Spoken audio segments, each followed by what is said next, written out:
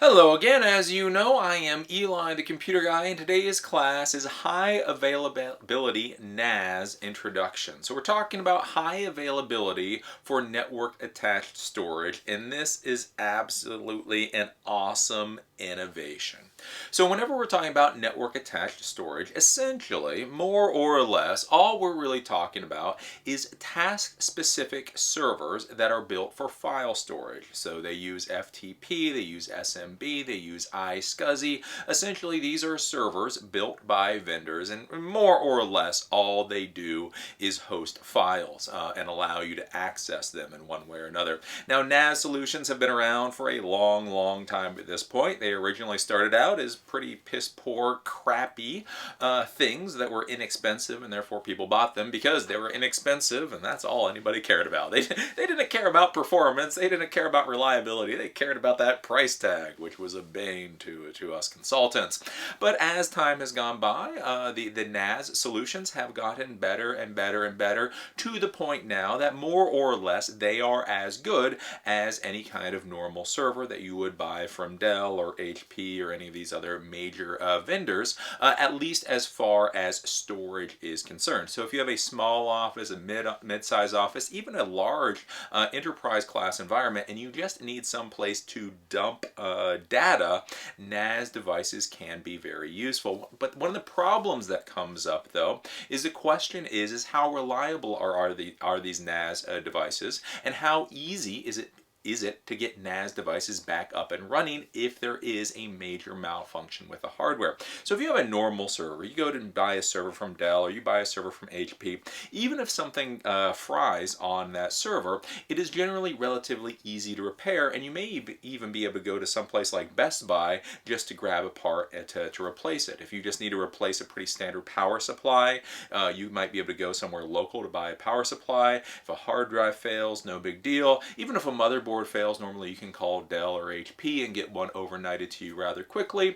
All you do is open up the case, swap out the motherboard, anything that a 15-year-old can do, no big deal, no problem. The question though becomes, once you start dealing with NAS devices, now NAS, these are pieces of computer equipment, but they are very specifically manufactured. So they use their own motherboards, they use all of their own components inside. So if there's a failure, it can be really difficult to figure out what to do next, because you can't necessarily just go out and buy another power supply or go out and buy another motherboard. So if there is a major physical failure with the NAS, you can run into a lot of problems. And so that's one of the reasons that in the past I've generally told people to essentially build their own NAS. If they don't want to buy something like a Windows Server 2012, just go with free NAS or even just a distribution of Linux and create their own NAS, because then if there is any major malfunction, it's relatively simple to fix. Now, with high availability with NAS devices, this makes it so that you don't have to worry about the hardware so much.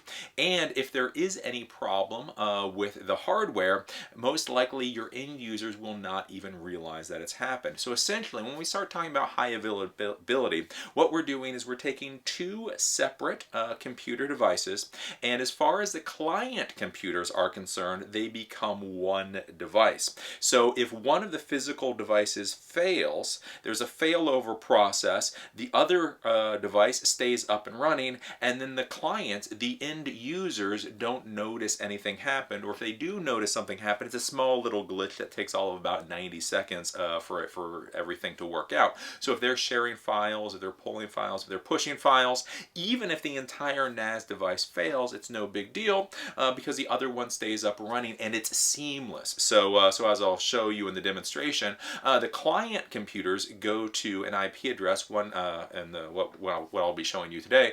192.168.1.17. That 17 address actually points to two servers, 15 and 16. So with 17, if 16 fails, 15 stays up and running, the end user doesn't even realize it. If 15 fails and 16 stays up and running, again, the end user doesn't realize it.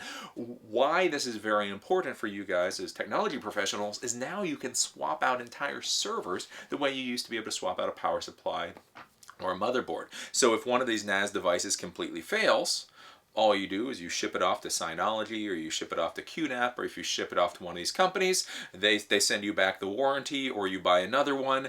Again, it goes back to no big deal. You can have a complete device failure without having any issues. So this is the class we're going to be talking about today. This is absolutely phenomenal for most environments where all you need to store data, because you can buy inexpensive NAS units, shove a bunch of hard drives into them, create high availability. If one fails, the other one stays up and running. It's an inexpensive solution that provides you redundancy and reliability that simply was impossible not that long ago. So this is a really great technology. So if you give me a second, I'll get a couple of things together, and then we'll dive right into high availability NAS introduction.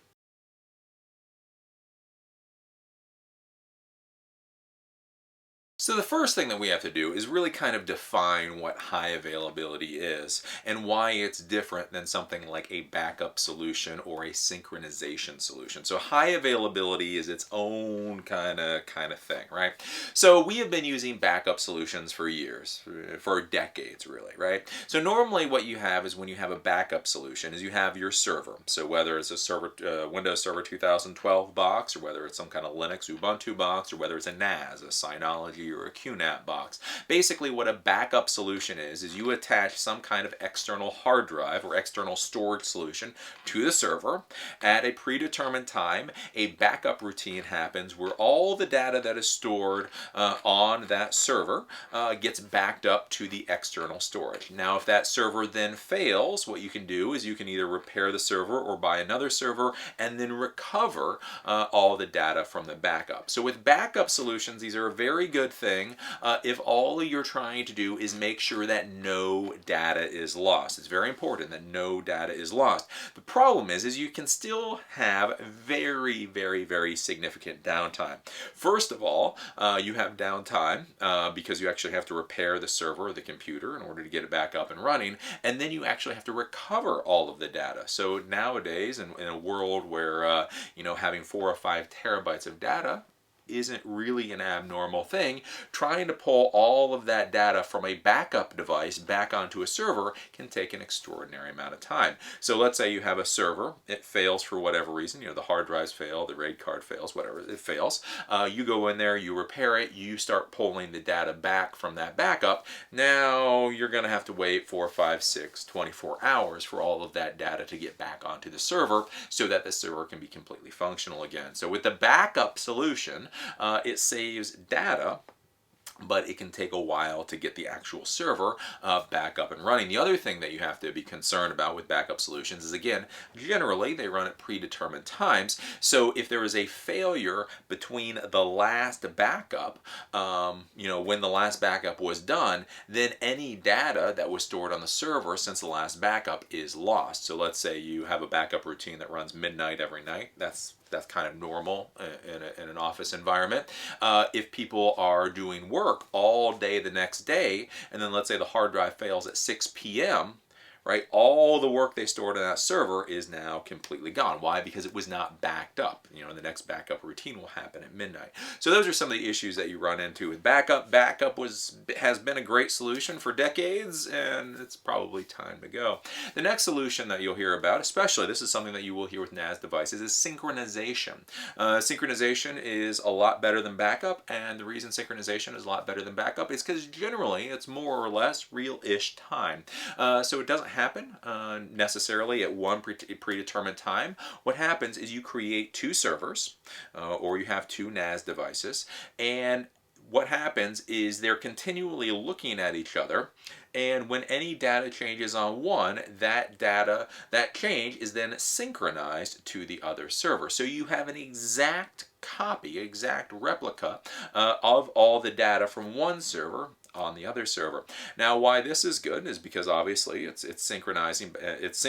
So the data is the same. So that's very useful. But the issue is that there's a failure on the first server and it drops. You then generally have to go in and manually configure the second server to get it back up and running.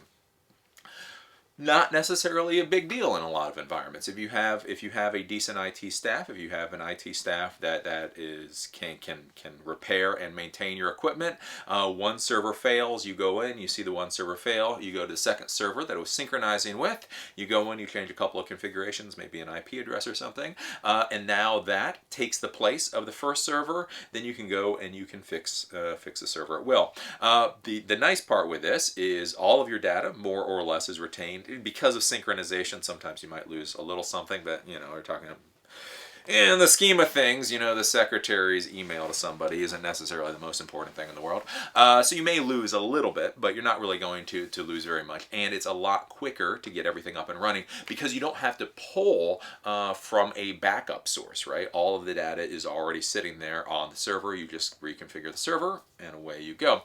But the issue is that you do have to then go in and manually reconfigure the server. You have to change the IP address. You have to change the host name. You may have to change a couple of other things. Maybe it takes you half an hour to do, maybe it takes you an hour to do, maybe 2 hours. If a server fails while everybody's on lunch, maybe you have to run back. So it's a lot quicker. It's a lot quicker than a backup solution. A lot exponentially quicker than a backup solution, but there's still downtime there. Well, what high availability does, high availability is like synchronization, turbocharged, on steroids. Absolutely a wonderful thing. So with what happens with high availability is you take two servers, and so what we're going to be demonstrating today is we're going to take two Synology servers, and basically you configure them into a high availability cluster. So basically these two servers are talking with each other. Now what happens with high availability is they are constantly synchronizing data back and forth to make sure that both servers have an identical data set. So the data on one is identical to the data on the other.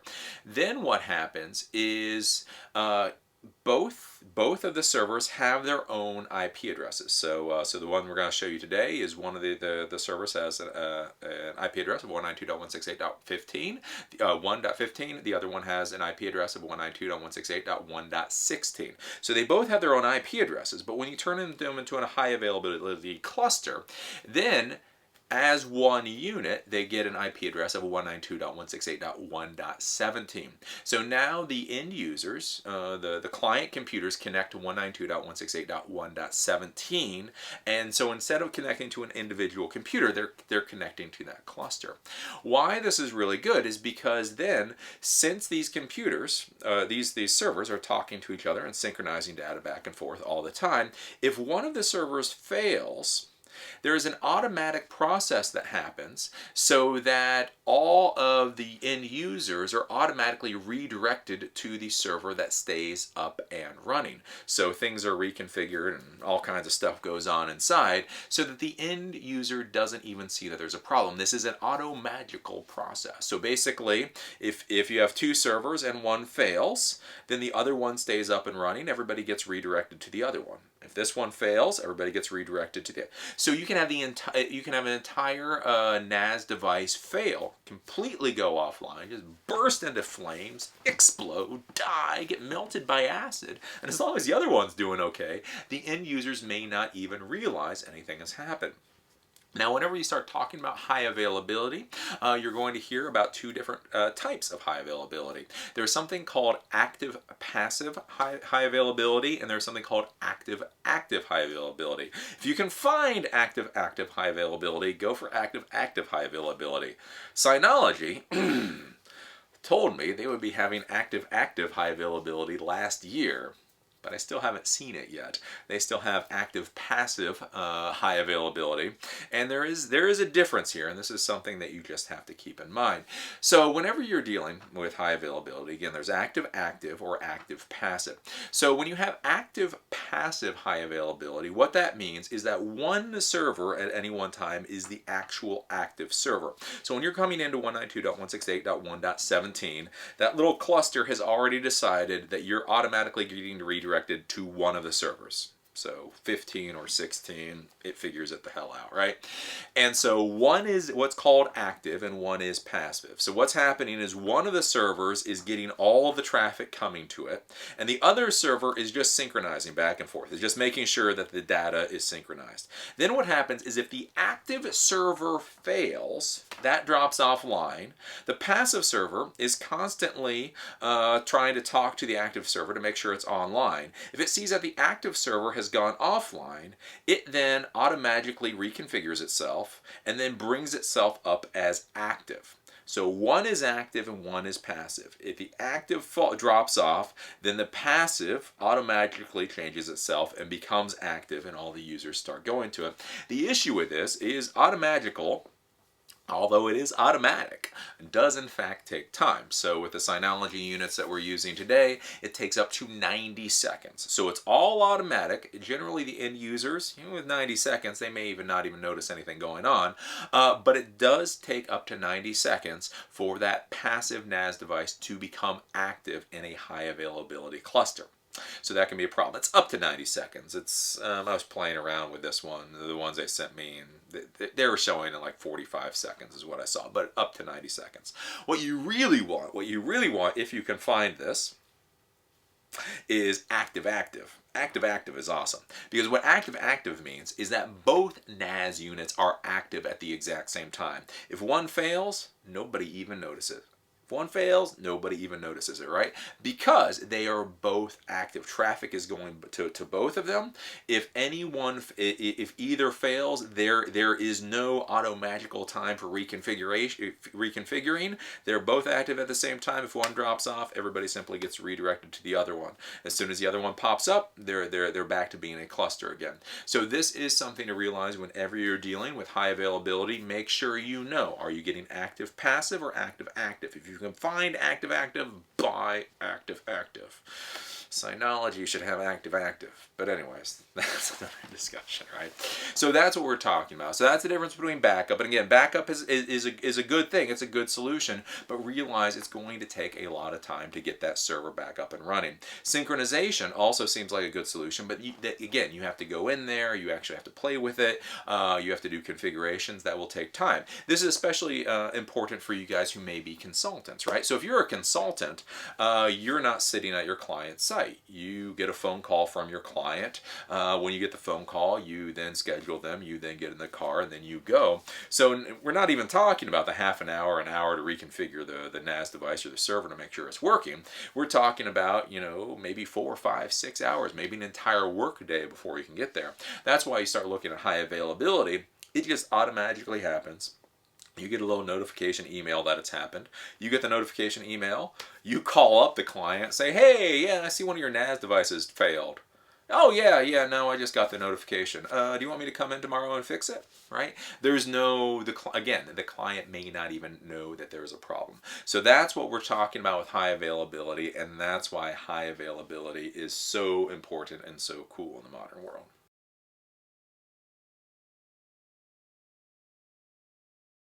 So there are a number of different vendors out there that have NAS devices that have high availability. And so one of the important things that you have to think about if you're thinking about using high availability NAS devices in your environment is to go out and see what the requirements are from the particular vendor that you're going to be buying from. Do not assume with high availability, especially if you're using Synology, the equipment that I'm showing you guys today.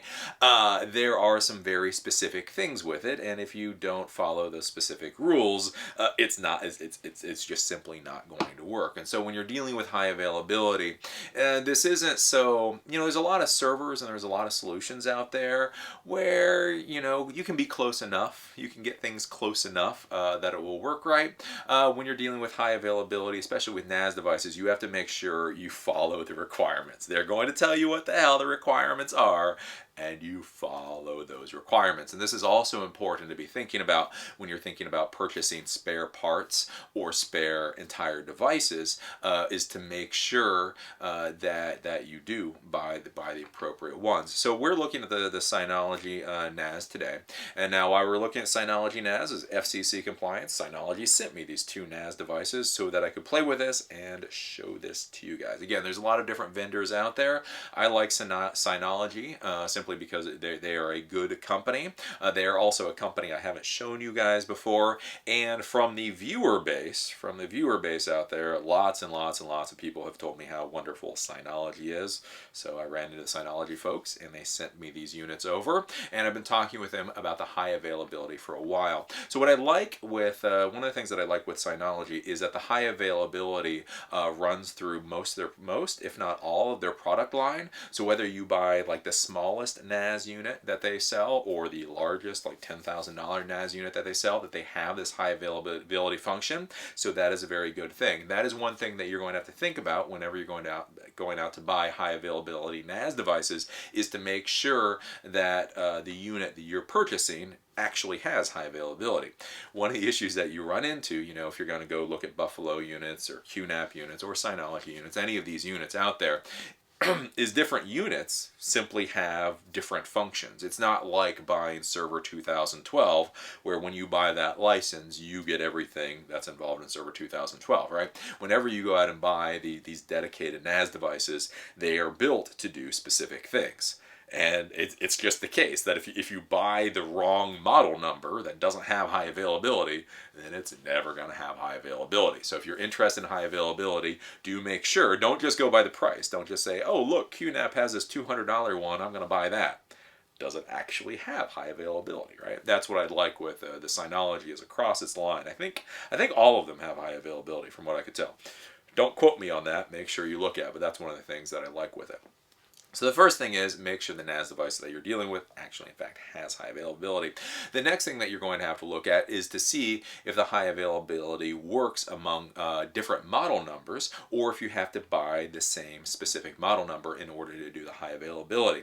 So if you're looking at the Synology versions, the Synology high availability, you have to use the exact same model number, and you have to have the same version of the OS installed on both units. So this is very, very, very important. So you can't mix and match as far as high availability is concerned. Why that's really important? So you're probably sitting there and you're thinking, oh yeah, whatever, Eli, who the hell cares, right? So when you're originally purchasing the units, this doesn't matter, right? Because that's what you're probably going to do. You're just going to buy two of whatever you decide to buy two of. But what you have to be thinking about is how long are these NAS units going to be running in your production environment? Are they going to be running a year? Are they going to be running 2 years? Are they going to be running 5 years, right? Because if you're going to be putting these high availability units into your production environment, and you really plan to do a refresh cycle every year, maybe two, then you don't really have to think about purchasing spare NAS units, because frankly, if one of them fails, you will probably be able to buy one within 6 months or a year, or maybe even 2. You may have to go to like eBay to buy it in 2 years, but you should be able to find a replacement so that you can swap it out. If you think that these NAS units are going to be in your environment for 3 years, 4 years, 5 years, man, in 3 or 4 years, you are not going to be able to find these NAS units. So if you create a high availability cluster, and you have to have the exact same units in order to create that cluster, then if something happens in 3 years and one of them drops off, that's going to be a big problem. So if you have the budget, one of the things that I would suggest is that you buy a spare. You have a fully operational spare that you just basically keep in the box, and it collects dust in case there's any problems. Now, if you're looking at these NAS devices, again, with the Synology, one of the reasons I like them is we're talking about $600 for a server without the hard drives in it, which is nothing in the real tech world. So simply paying $600 as a form of preventive maintenance, so that if anything possibly does happen, you have a unit that you can just swap out. that is a good thing, and that is something to be thinking about whenever, especially if you're going to be using these highly specialized NAS units. Is what happens if one of them fails in the future? Can you just swap in another one, of a different model number, or does it have to be specific? At least as far as Synology is concerned, it has to be specific. So I would personally buy the second one.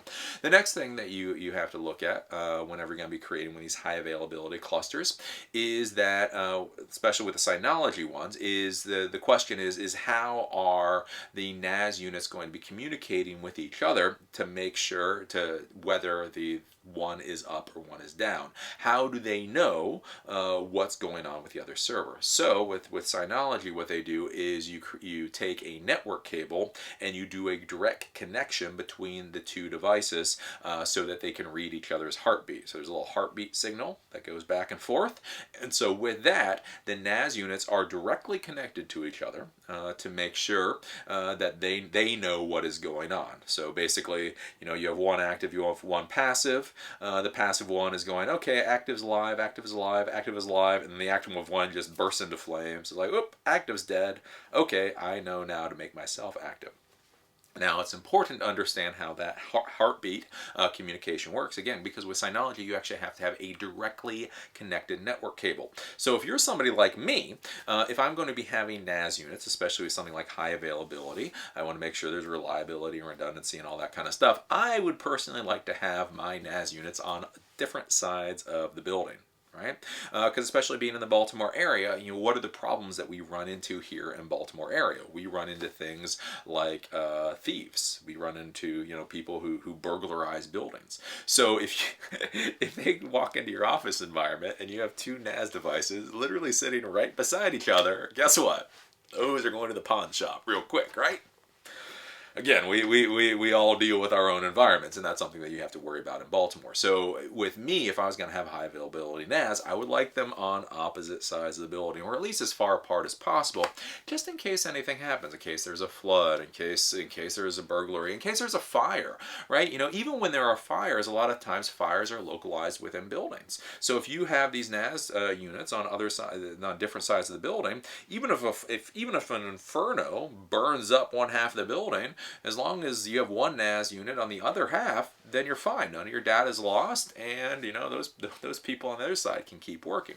So that's something that you're going to have to think about is how would you connect? How would you run a cable? Because you have to have a direct cable between those two units so that they can talk to each other. There can't be a switch in between. There can't be a hub in between. There sure as hell can't be a router in between. It's got to be one solid network cable that goes from one NAS unit to the other NAS unit. Now that is only for the heartbeat signal. So the heartbeat, talking back and forth. As far as the cable that actually connects the NAS units to the network, that can be connected into a switch and your normal network system. So that is something to be thinking about whenever you're thinking about this. Okay, I'm going to put these units in different offices or on a different side of the building. How are you going to run that one cable for the heartbeat? Because if you don't do that, then this whole thing isn't going to work properly. Right, beyond that, it's pretty simple. Like setting up high availability, is relatively simple. If you're dealing with these units, the Synology units, all you do is you put in the hard drives. You create the storage that you want. You then connect them to high availability. You go into the control panel or whatever. You select the high availability manager. The high availability manager pops up. As long as both units can be seen on the network, you go through the little configuration wizard, and after about a minute or two, you have high availability set up, and it works wonders. Once high availability is set up in the little admin panel, you'll see both servers. You'll see the little heartbeat signals going in between, or at least an animation of a heartbeat signal going in between, and that's all you have to deal with. From the point that you create the high availability cluster, you would then access the high availability simply going through the 192.168.1.17, and as you can see from the network configurations, again, high availability cluster has the IP address of 192.168.1.17, and then each of the servers have their own IP address, 192.168.1.16 and 192.168.1.15. So those are two different servers, but you would connect to them using that 17 address. If somebody does something like pull the power plug, one of the servers will simply go offline. If it is the passive server, then nothing really happens. Nobody sees any problem. So again, with Synology, it's active passive. So if the passive server fails, the active one is already up and running. So there's no loss in time, there's no loss in data, there's no loss in anything. If the active server is the one that fails, it will drop offline. The passive server will realize that the active server is offline. It'll then try to talk to the active server a couple times just to make sure. If the active server stays offline, the passive server then reconfigures itself to be the active server. It comes up. Within about 90 seconds, and then everything goes on automatically. So that's basically how all that works for high availability. Again, different manufacturers do things different ways. The big thing that I will tell you there is look at what the requirements are. Actually read all the documentation and all that before you purchase the high availability NAS devices, to make sure that it will do the things that you want it to do, and do make sure that you do the pre-planning. So if you need a spare device, if you're going to be having these things up and running for 3 to 5 years, make sure to buy an extra one just in case anything happens.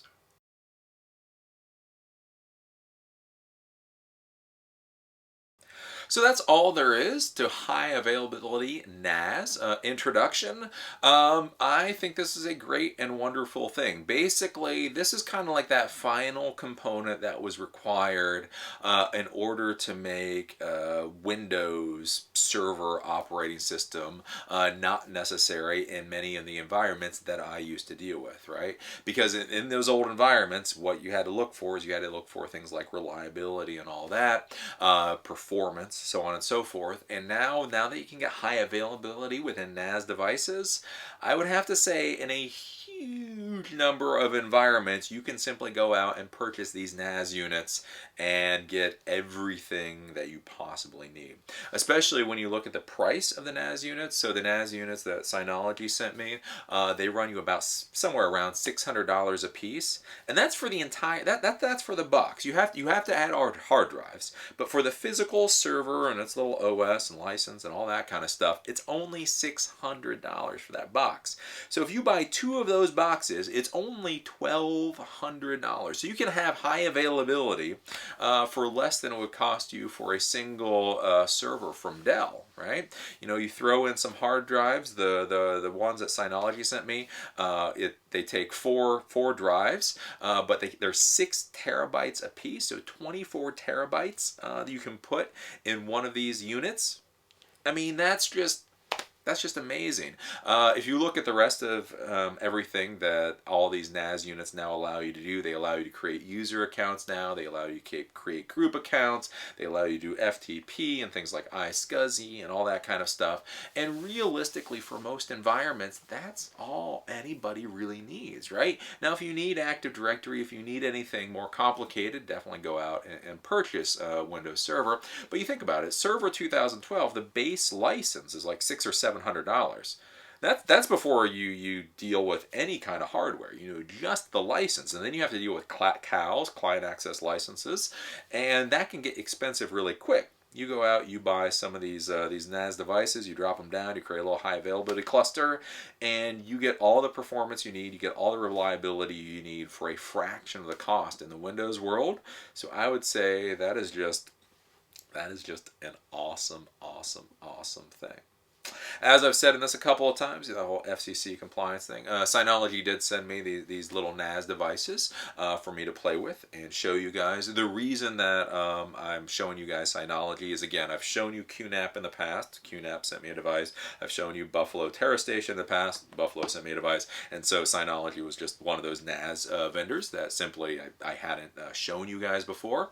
But what I will say is that they were the first ones that I saw that were really pushing the high availability. Other vendors do have high availability now, but they were the first ones that I really saw pushing high availability a couple of years ago. So that's one of the reasons I requested these units from them. What I found with Synology units is they do work really well. I personally like them. This is not a review. This is not a review. If you're planning to go out and buy any devices, do make sure that you do your due diligence and figure out which ones you like and which ones you don't like.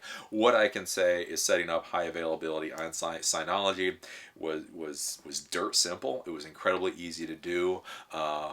And it works. It seems to work within my little lab environment pretty well. So that's all I would say with that. But if you are going to go out there and you are looking for these little, you look at this and you say that's a really good thing, just make sure you do your due diligence to figure out what the unit that you will purchase needs. Again, figuring out how that heartbeat signal works, figuring out, do you need the identical model of NAS device? Because I'm telling you guys right now, I know some of you people are going to do this. You're going to go out, you're going to buy 2 NAS devices, you're going to create a little high availability cluster, you're going to shove it into some closet somewhere, and then you're going to forget about it until 3.5 years from now when one of them bursts into flames.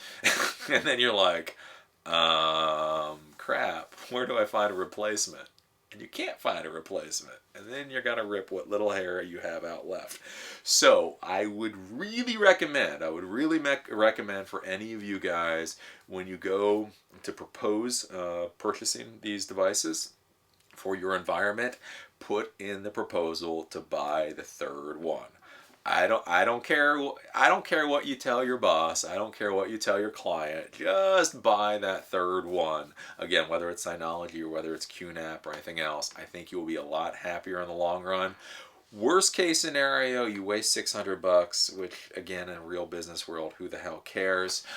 Best case scenario, again, one of your NAS units dies 3 years from now. You can just pull the hard drives, chuck them into the NAS unit you had on the shelf, plug everything together, and it's back up and running. So that would be my thought. That would be my thought right here. If you take one little thing away from this, is buy the 3rd unit. No matter who you buy from, buy the 3rd unit. So, as always, I enjoyed teaching this class and look forward to seeing you at the next one.